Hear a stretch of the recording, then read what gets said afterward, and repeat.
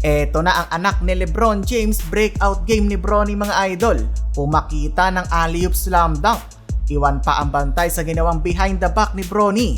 Happy na si LeBron. Lakers versus Warriors, huling tune-up game mga idol bago magsimula ang regular season.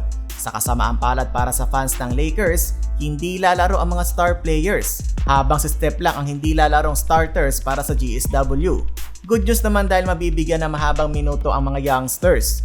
Eto nga si Bronny James na pabilang na sa starting 5. Opening frame nakapuntos kaagad si Bronny James matapos ang magandang pasa ni Jalen Hood-Schifino.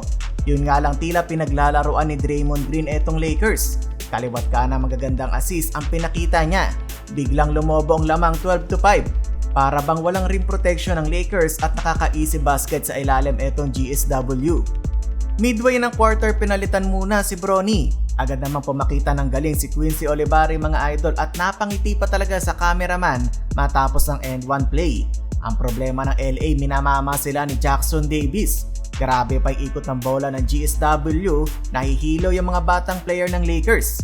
End ng quarter 36-18, tambak ang purple and gold.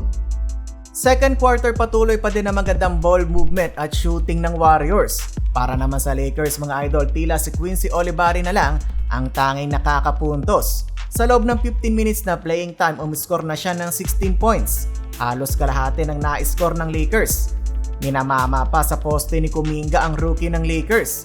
Wala nang 2 minuto ang natitira sa first half, sa wakas pumasok din mga idol ang tres ni Bronny James. Hindi pa nagtatapos si Bronny. Pump fake sabay floater naman bago tumunog ang buzzer. Bago pumunta ng locker room, todo payo na naman si LeBron James dito kay Bronny. Tila mas relax na si Bronny compared ng mga unang games. Although natapos ang first half, malaki pa din ang hinahabol ng LA Lakers. Bronny may 7 puntos na on 50% shooting.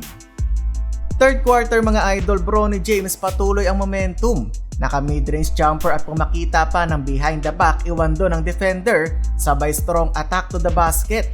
Eto na ang inaantay ni LeBron James, lumipad na ang kanyang anak na si Bronny James para sa alley-oop slam dunk. Nakuha na ni Bronny ang kumpiyansa, minsan nga lang may mga tira pa din na pilit etong si Bronny. Final quarter, kahit maganda ang nilaro ni Bronny James ay napakalaki na ng kalamangan ng Golden State. Umabot na sa 50 points ang lead ng home team. 3:15 remaining, pinaupo na si Bronny James mga idol. Sa dulo, panalo ulit ang Warriors kontra sa Lakers ngayong preseason.